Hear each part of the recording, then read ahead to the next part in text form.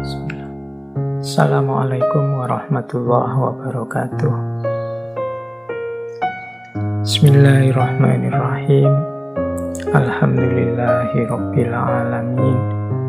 Wa bihi nasta'inu ala umurid dunya waddin. Allahumma sholli wa sallim wa barik ala habibina wa syafi'ina Sayyidina wa maulana Muhammadin wa ala alihi wa ashabihi wa man tabi'ahum bi ihsanin ila yaumiddin. Bismillah, mari kita lanjutkan ngaji filsafat kita.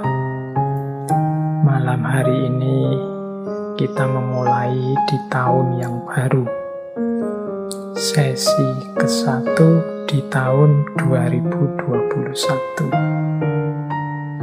Terakhir kita bertemu minggu yang lalu dengan model yang berbeda. Minggu lalu kita coba dengan menggunakan Zoom meeting, tapi ternyata banyak kendala-kendala. Ya nanti semoga bisa kita ulang lagi dengan lebih baik. Ya, Zoom meeting itu kemarin kelihatan wajah saya, tapi akhirnya sinyalnya yang tidak mengizinkan. Mungkin teman-teman kemarin niatnya memang banyak yang hanya ingin melihat wajah saya. Ya keturutan nonton wajah saya, tapi akhirnya materinya putus-putus. Malah yang di YouTube kehilangan gambarnya. Baik, maka sering saya pesan, ayo fokus pada ilmunya saja. Kita mengejar barokahnya ilmu. Jangan berhenti di saya. Kalau saya ini juga ya makomnya masih murid, masih belajar. Jadi malam hari ini tuh hakikatnya kita itu bareng-bareng belajar, sinau bersama. Nah, untuk bulan ini saya mengambil tema, semoga tidak terlalu berat. Saya mengambil tema filsafat hidup. Sebenarnya kalau teman-teman yang tekun mengikuti ngaji, tema-tema yang saya angkat bulan ini itu sebagian besar sudah implisit dalam kajian-kajian sebelumnya, mungkin di tokoh tertentu atau di tema tertentu.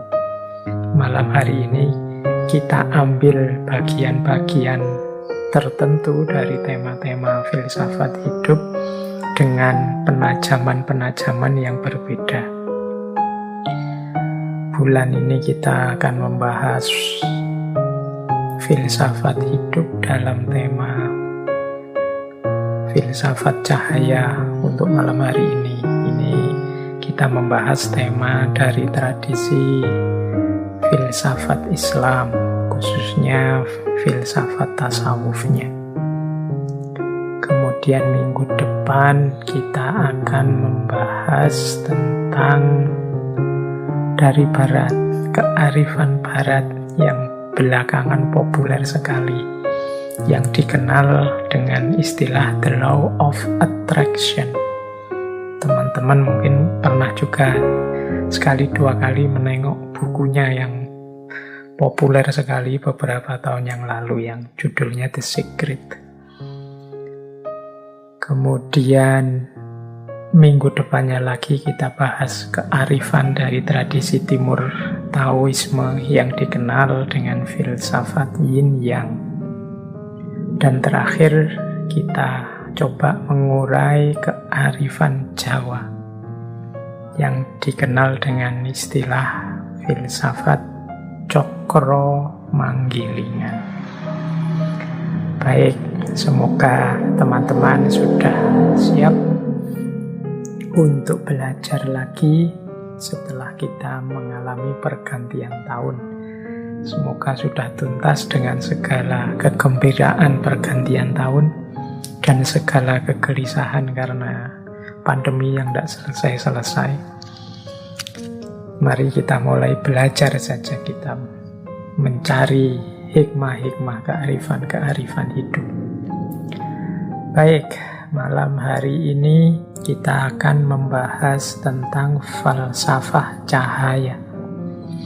Ini di banyak tokoh filosof muslim, apalagi tokoh-tokoh tasawuf, istilah cahaya ini populer sekali. Teman-teman mungkin dulu masih ingat bagaimana filosof muslim Persia Suhrawardi Al-Maktul yang juga dikenal dengan filsafat Isyraqiyahnya. Isyraqiyah itu ya filsafat pencahayaan, filsafat cahaya. Atau Imam Ghazali yang menulis satu kitab khusus yang judulnya Mishkatul Anwar. Di malam hari ini kita coba ya memetakan, mengurai sedikit-sedikit tentang cahaya.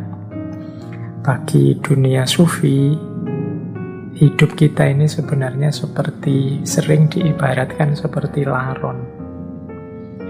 Laron itu kan yang dia cintai adalah cahaya. Jadi kehadiran laron itu hakikatnya untuk mencari cahaya. Meskipun nanti setelah ketemu cahaya, resikonya adalah dia kehilangan sayap-sayap kebanggaannya, bahkan kehilangan nyawanya setelah dia bersatu dengan cahaya. Ini oleh para sufi sering dianalogikan dengan perjalanan seorang sufi yang mencapai puncaknya. Bertemu Allah sehingga lenyaplah egonya. Ini makna yang paling populer tentang laron dan cahaya di banyak syair-syair sufi. Baik, teman-teman, kita mulai dari yang paling dasar dulu ya. Kita cek dulu apa itu cahaya. Ya, kalau dalam bahasa Arab, cahaya itu istilahnya adalah nur. Nur itu secara sederhana didefinisikan sebagai al-dhahir bidzatihi al-mudhhir liwairihi. Al-dhahir bidzatihi itu sesuatu yang terang atau tampak pada dirinya sendiri. Dan al-mudhhir liwairihi itu sesuatu yang membuat yang lain tampak atau terang. Kalau ada cahaya itu kan dirinya sendiri bercahaya, yang sekelilingnya juga bercahaya. Lampu misalnya, lampunya sendiri itu kan terang, bercahaya. Itu namanya al-dhahir. Yang sekelilingnya akhirnya juga ikut kelihatan karena ada cahaya tadi. Itulah al-mudhhir. Jadi ada al-dhahir, ada al-mudhhir. Itulah dua karakternya cahaya. Nah, jangan lupa istilah nur ini kalau dalam bahasa Arab dekat dengan istilah nar. Satu akar dengan istilah nar. Kalau nur konotasinya positif. Tapi kalau nar konotasinya negatif. Nur itu cahaya, nar itu api. Kalau nur itu maknanya fokus pada karakter yang menerangi, sementara nar fokus pada panasnya yang menghanguskan, menghancurkan. Jadi yang satu mencerahkan, menerangi, yang satu membakar, menghancurkan. Dari akar kata yang sama. Yang satu kita sering mengasosiasikannya sebagai asal usulnya malaikat, sementara yang satu adalah asal usulnya iblis. Malaikat kita sering menyebutnya terbuat dari nur, kalau iblis terbuat dari nar. Dari bahan yang sama, nur dan nar, dari akar kata yang sama. Makanya ada riwayat yang menyatakan iblis itu awalnya termasuk kelompoknya malaikat. Nah, ini silahkan teman-teman yang tertarik bisa dikaji secara etimologis, bisa digali kedekatan maknanya secara semantik, semiotik antara nur dan nar. Kapan cahaya bisa berubah jadi nar, jadi api. Padahal harusnya cahaya itu menerangi, tapi dalam kondisi tertentu dia akan berubah jadi nar. Dari nur menjadi nar, atau bagaimana kita mengolah dimensi nar dalam diri kita berbuah jadi nur. Ini filosofinya bisa digali tersendiri. Jarak antara nur dan nar.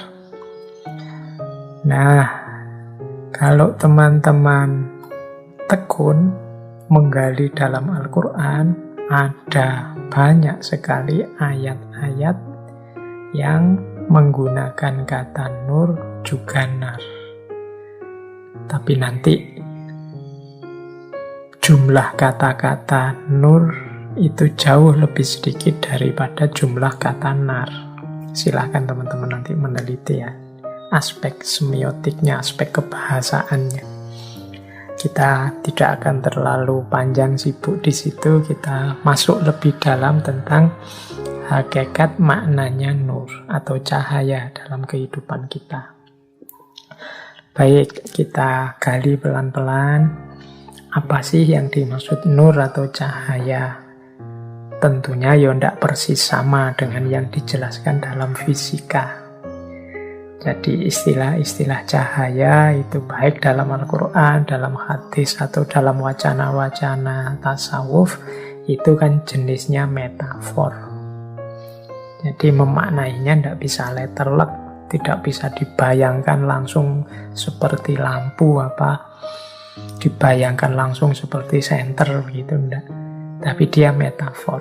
Secara umum kata nur itu adalah metafor bagi cahayanya Allah atau hidayah. Maka nanti banyak ayat-ayat dalam Al-Quran itu ketika menggunakan istilah nur, itu maknanya macam-macam. Karena hidayah Allah pada manusia itu bentuknya bisa macam-macam. Saya tidak membacakan satu demi satu ayatnya. Ya saya kasih contoh, misalnya surat Al-Baqarah ayat 257. Allahu waliyul ladzina amanu yukhrijuhum minadh-dhulumati ilan nur. Allah adalah penolongnya orang-orang yang beriman yang mengeluarkan mereka dari kegelapan menuju cahaya. Nah, ini kan dari kegelapan menuju cahaya itu bukan kok terus dari tidak ada lampu nyari yang ada lampunya, tapi dari kebingungan hidup, dari tidak adanya sandaran, dari kehilangan rujukan kebenaran menuju cahaya. Berarti cahaya ini bisa dimaknai sebagai hidayah. Jadi petunjuk dari Allah. Allah yang mengeluarkan mereka dari kegelapan menuju cahaya. Ini kalau teman-teman ingat dulu waktu kita ngaji Bu Gita Kartini, istilah minadh-dhulumati ilan nur ini kan yang menginspirasi tulisan-tulisan Ibu Gita Kartini yang nanti diberi judul Habis Gelap Terbitlah Terang. Itu makna dari minadh-dhulumati ilan nur. Jadi ada banyak ayat-ayat cahaya yang secara umum artinya sebenarnya hidayah. Jadi hidayah itu berarti petunjuk dari Allah. Kita kan sering ya mendoakan teman kita dapat hidayah belakangan ini. Kalau ada orang yang menurut kita tidak karu-karuan, terus kita biasanya mengkritiknya dengan kalimat semoga engkau mendapat hidayah. Nah itu sebenarnya istilah hidayah itu sering digunakan metafor cahaya. Nah, metafor cahaya ini yang maknanya secara umum adalah hidayah, kalau dalam Al-Quran macam-macam bentuknya hidayahnya Allah kepada manusia. Di catatan saya, kata-kata nur itu bisa punya beberapa arti yang semuanya konotasinya hidayah. Yang pertama di catatan saya, nur itu artinya ya Allah. Jadi termasuk dari ayat yang sangat populer tentang cahaya, yang Allahu nurus samawati wal ard. Jadi Allah adalah cahaya langit dan bumi. Jadi Allah lah yang memberi hidayah pada kita, yang memberi petunjuk kepada kita, justru Allah sendiri. Jadi maknanya ada kalanya cahaya itu ya Allah. Ada kalanya cahaya itu Rasulullah. Jadi petunjuk yang bisa kita ikuti antara lain ya Rasulullah. Bahkan dalam dunia tasawuf, teman-teman mungkin masih ingat dulu kita mengkaji Ibnu Arabi, mengkaji tokoh-tokoh sufi yang falsafi, itu ada istilah Nur Muhammad. Cahaya Muhammad. Nah, ini kehadiran Rasulullah saja itu sudah merupakan hidayah yang luar biasa bagi manusia. Apalagi tuntunan-tuntunan beliau, baik melalui Al-Quran maupun melalui hadis. Jadi yang kedua, maknanya nur atau yang dalam makna metafor hidayah itu ya Rasulullah sendiri. Yang ketiga, nur itu adalah Al-Quran. Jadi Al-Quran lah yang menjadi petunjuk, yang menjadi hidayah bagi kita. Yang ketiga, banyak ayat-ayat yang secara letterlek menyebut bahwa Al-Quran adalah cahaya.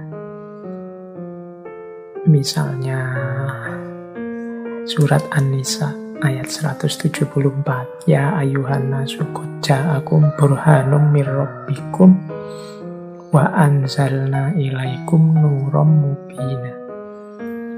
Nah, wahai manusia, sesungguhnya telah datang padamu bukti-bukti dari Tuhanmu dan telah kami turunkan padamu nuram mubina. Ini oleh para mufasir banyak diartikan sebagai Al-Quran. Jadi nur di situ maknanya Al-Quran. Ada kalanya juga nur itu berarti keimanan.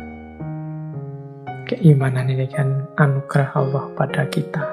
Itu juga hidayah. Jadi minazulumati ilan nur, itu ada yang menerjemahkan ya dari kekufuran menuju keimanan. Maka hidayah atau cahaya itu bisa maksudnya adalah keimanan. Ada pula yang bisa dimaknai sebagai kebenaran. Ya semua yang di atas tadi hakikatnya sebenarnya juga kebenaran. Keimanan itu ya kebenaran, Al-Quran itu kebenaran, Allah, Rasulullah itu kebenaran. Tapi ada juga yang spesifik, maknanya lebih pas, ayat-ayat tentang cahaya itu kita maknai sebagai kebenaran. Kemudian yang keenam, ada kalanya juga nur itu bisa kita artikan sebagai ilmu. Jadi teman-teman mungkin masih ingat ya, ketika kita mengkaji Imam Syafi'i, kemudian ada istilah bi'annal ilma nurun. Ketahuilah bahwasanya sesungguhnya ilmu itu adalah cahaya. Ini ketika Imam Syafi'i mengadu pada Imam Waqi'. Jadi kalau ada kata-kata nur atau cahaya dalam Al-Quran, secara umum maksudnya adalah petunjuk atau hidayah untuk manusia. Nah, bentuknya hidayah itu secara spesifik itu ada kalanya maksudnya adalah Allah sendiri, ada kalanya maksudnya Rasulullah, ada kalanya maksudnya adalah Al-Quran, ada kalanya maksudnya adalah keimanan, ada kalanya maksudnya adalah kebenaran, dan ada kalanya maksudnya ilmu. Oke, jadi ini dasarnya kita pahami yang paling dasar dulu. tentang apa itu nur atau cahaya. Baik, ambil nafas sebentar. Ini semoga teman-teman tidak menganggap ini temanya terlalu berat. Setelah ini mungkin lebih ringan. Nah, ini saya akan minta bantuan Imam Ghazali melalui kitab beliau Mishkatul Anwar. Mishkat itu artinya ceruk atau lubang atau gua. Sehingga Mishkatul Anwar bisa diterjemahkan ceruk cahaya atau gua cahaya. Nah, di bagian awal kitab Mishkatul Anwar, Imam Ghazali menjelaskan cahaya itu tentunya cahaya secara spiritual. Maknanya beda-beda sesuai level orangnya. Imam Ghazali di banyak teorinya sering sekali membagi level manusia di 3 macam ini. Ada awam, ada khawas, ada khawasul khawas. Nah, bagi kelas-kelas manusia ini, cahaya itu beda-beda maknanya. Menurut Imam Ghazali, bagi orang awam, cahaya adalah sesuatu yang membuat sesuatu yang lain menjadi tampak atau kelihatan. Sarananya panca indera, khususnya mata. Nah, ini mungkin level kita ya awam. Jadi cahaya itu ya pokoknya terang. Cahaya itu bersinar. Cahaya itu pancaran tadi, gelombang elektromagnetik yang apa tadi, itu definisi awam. Jangan lupa, kadang-kadang orang awam ini ya memang terbatas begitu, sehingga Allah itu kadang-kadang menampilkan ayat-ayatnya tentang cahaya, menunjukkan bukti kuasanya tentang cahaya itu secara wadak, ya memang bermakna cahaya. Jadi karena bagi orang awam tertentu susah untuk memahami cahaya di level lebih tinggi. Dia ngertinya cahaya itu terang. Mungkin teman-teman sering lihat ya kalau dalam ilustrasi ya tidak harus Islam, ilustrasi spiritual, mistik itu, tokoh-tokoh spiritual itu selalu digambar. Misalnya ada close up itu belakangnya dibikin terang bersinar seperti cahaya itu, dan di situ terus kita memaknai, oh ini bercahaya, orang suci. Mengapa gambarnya dibikin begitu? Ya karena yang dihadapi orang awam. Ngertinya bercahaya itu ya dibuat terang, belakangnya dibikin kayak ada lampunya dalam gambar, sehingga orang menganggapnya, wow, inilah orang suci yang wajahnya bercahaya atau kepalanya bersinar bercahaya. Nah, ini itu ilustrasi versi awam. Cahaya itu seperti itu. Kadang-kadang Allah juga menampakkan yang seperti itu. Misalnya kan ada riwayat Robi'ah Al-Adawiyah itu, sufi perempuan yang kita semua insya Allah kenal. Itu kan dulu dibebaskan oleh majikannya. Ketika suatu malam majikannya melihat beliau sedang beribadah dan bercahaya tubuhnya. Nah, ini cahaya yang semacam ini di kalangan sufi, di model orangnya kelihatan langsung cahayanya, itu pastinya seizin Allah untuk mengajari kita. Karena akal kita, penangkapan kita tidak nyampe dengan makna cahaya yang lebih dalam. Kita ngertinya cahaya itu ya murub, memancar, kelihatan nyata. Ada cerita yang terkenal sekali dalam dunia sufi. Jadi ada salah seorang sufi yang beliau ini gelarnya cahaya, An-Nuri. Nama lengkap beliau adalah Abu Husain Ahmad An-Nuri. Ini sufi besar, temannya Syekh Junaid Al-Baghdadi yang dulu pernah kita bahas. Jadi Syekh Abu Hasan Ahmad An-Nuri ini Mengapa digelari An-Nuri? An-Nuri itu berarti manusia yang bercahaya.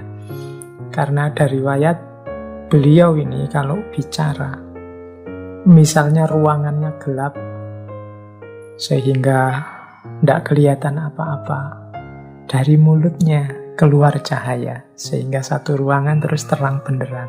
Mungkin pernah ada cerita beliau sedang berceramah atau memberi nasihat dan dalam gelap gulita, tapi dari mulut beliau keluar cahaya sehingga ruangannya jadi terang benderang. Ada riwayat begitu. Ada juga riwayat yang menyatakan ya beliau ini punya satu tempat khusus di tengah padang pasir untuk kholwat sepanjang malam. Nah, saat beliau kholwat ini di malam hari, tepat di atas tempat beliau kholwat itu memancar cahaya yang terang sekali. Oh, ini jadi dari dua pengalaman itu terus beliau digelari An-Nuri. Apa kalau tidak begitu beliau tidak dekat dengan Allah? Imam Abu Husain Ahmad ini, untuk siapa sih cahaya itu? Nah, kalau menggunakan teorinya Imam Ghazali tadi, cahaya yang memang wadak, kelihatan bercahaya, murub, itu sebenarnya untuk kita. Jadi itu bukti, itu mungkin ayat, itu mungkin petunjuk Allah untuk kita, untuk menunjukkan pada kita, untuk mengikuti kebaikan-kebaikan, mengikuti amal soleh, mengikuti beliau, para kekasihnya. Kalau para kekasih itu sendiri sebenarnya mungkin tidak butuh cahaya-cahaya yang semacam itu. Kitalah yang butuh untuk bisa mendeteksi di mana para kekasih Allah itu adanya. Nah, sehingga oleh Allah memang ditampilkan dalam bentuk wadak yang verbal, ada cahaya yang memancar. Nah, ini meladeni kita yang makomnya masih awam. Kita biasanya kalau ketemu yang luar biasa seperti itu kan baru terus ikut, baru terus percaya. Kalau tidak ada itunya tidak percaya duluan. Oke, jadi ini makna cahaya level pertama. Kita butuh ada cemelorotnya, kita butuh ada terangnya, ada memancarnya, baru kita percaya kehadirannya, tajallinya Allah. Itu makna dasar yang pertama. Ada makna kedua. Ini nur bagi khawas. Nur bagi khawas ini jalannya adalah pemahaman, sarananya akal. Jadi ini menangkap kebenaran, menangkap hidayah. Nur tadi kan maknanya hidayah. Menangkap petunjuknya Allah dengan jalan akal. Bagi teman-teman yang tekun belajar, mencari ilmu, mengejar hikmah, ini sebenarnya kita sedang mencari cahaya, mencari hidayah di level kedua. Jadi level orang-orang khawas. Ya, saya tidak berani bilang bahwa kita ini ada di makom khawas. Ya, kita ini makomnya masih awam, berusaha naik untuk ke makom khawas. Ya, kita belajar ini sebenarnya semoga kita bisa naik levelnya sedikit ke makom khawas. Jadi memahami cahaya Allah lewat jalan akal, dengan jalan belajar, dengan jalan mencari guru, dengan jalan membaca kitab dan lain sebagainya. Nah, ini kita sebenarnya sedang mengejar cahaya di level khawas. Sarananya akal. Apa bisa? Bisa. Jadi akal kita itu ya perangkat yang istimewa, yang dianugerahkan oleh Allah. Pastinya juga bisa mencapai dan menemukan kebenaran. Oke, kalau ini level kedua. Ada level ketiga, yaitu makom khawasul khawas. Makom khawasul khawas ini kesannya yang kita pahami selama ini, kalau versinya Imam Ghazali selalu makom para kekasih Allah, orang-orang yang dekat dengan Allah. Nah, ini adalah orang yang menemukan cahaya lewat jalur sufi saat mereka mengalami kasyaf.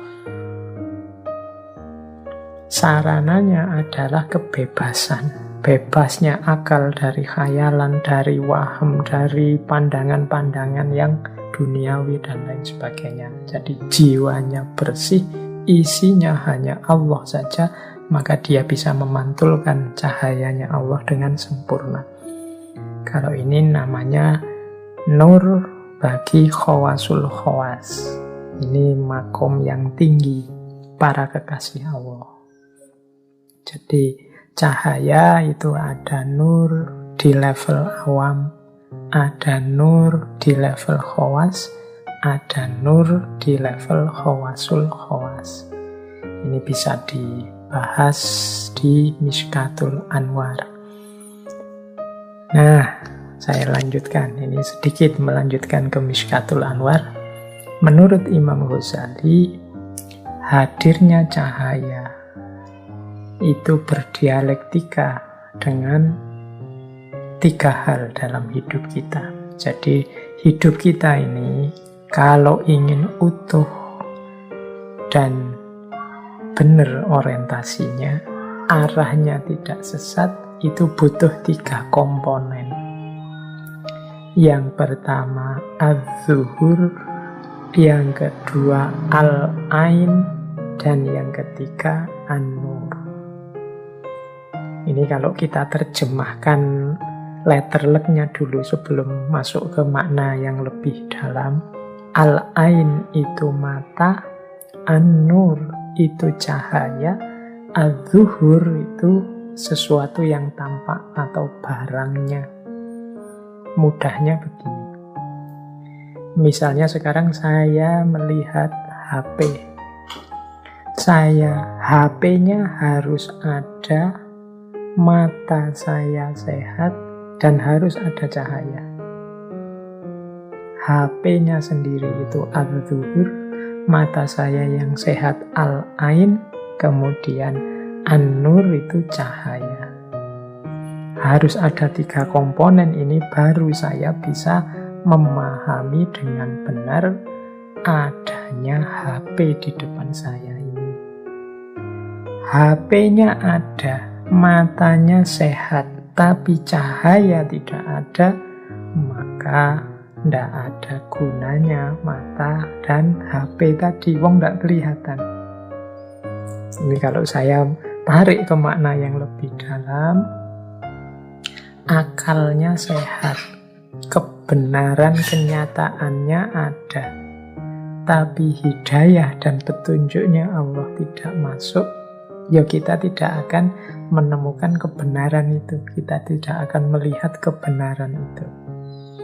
Jadi manusianya yang melihat harus sehat, ada cahaya sehingga kebenaran bisa terlihat. Kebenaran yang bisa terlihat itu kan kalau dalam dunia tasawuf disebut ma'rifat atau kasyaf. Jadi ini 3 komponen yang berhubungan dengan cahaya dalam kehidupan kita. Al-ain, an-nur, az-zuhur. An-nurnya ada, hidayah Allah ada, Al-Quran, Rasulullah, kemudian keimanan ada. Az-zuhurnya ada, tapi al-ainnya tidak sehat, pikirannya tidak jernih, batinnya diliputi hawa nafsu, maka cahaya tadi juga sia-sia. Kalau bahasanya sufi, cahaya jadi terhijab. Mata tidak bisa melihat, atau sebut saja matanya buta. Mata yang buta meskipun ada cahaya, meskipun ada kebenaran, az-zuhur, ya sia-sia. Dia tidak akan bisa melihat. Jadi ini ada timbal balik perputarannya. Jadi kebenaran akan tampak kalau ada kombinasi lengkap antara al-ain, an-nur, dan az-zuhur. Tapi kalau salah satu tidak ada, ya tidak terjadi peristiwa kasyaf atau peristiwa ma'rifat, lahirnya pemahaman atau lahirnya pengetahuan. Jadi ini dialektika antara al-ain, an-nur, az-zuhur. Maka dalam dunia tasawuf selalu kita disarankan membersihkan jiwa. Membersihkan jiwa itu berarti membersihkan mata, al-ain, sehingga kebenaran kelihatan. Tapi juga jangan merasa sombong bahwa kita kuasa melihat. Kalau Allah tidak menurunkan hidayah cahayanya, ya sama saja kita tidak akan bisa melihat apa-apa. Jadi itu dialektika antara al-ain, an-nur, dan al-zuhur. Ini yang ada hubungannya dengan cahaya. Ini silahkan direnungkan sebentar bahwa dalam hidup kita ini kita butuh diri kita yang sehat, kita butuh petunjuk hidayah dari Allah. Baru setelah itu kebenaran akan tampak.